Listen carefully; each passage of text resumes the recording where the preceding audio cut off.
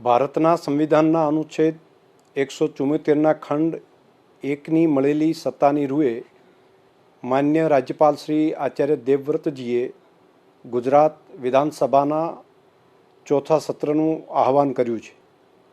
1 ફેબ્રુઆરીથી 29મી ફેબ્રુઆરી દરમિયાન ગુજરાત વિધાનસભા ચાલશે।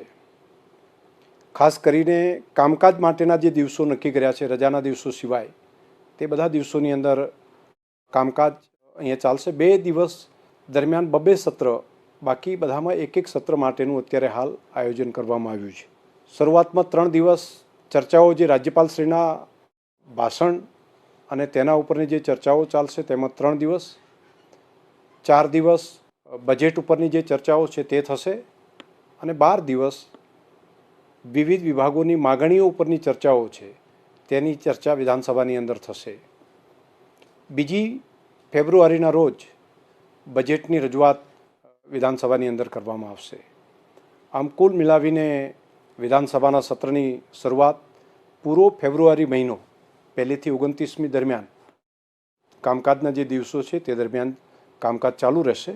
ધારાસભ્યશ્રીઓ, ગયા સત્રની અંદર એક વાત એવી કરવામાં આવી હતી કે માન્ય ધારાસભ્યશ્રીઓ પોતે ઓનલાઈન પ્રશ્ન પણ વિધાનસભામાં તારાંકિત અતારાંકિત બને પૂછી શકે, તે માટેની વ્યવસ્થા થાય તો વધારે સારું।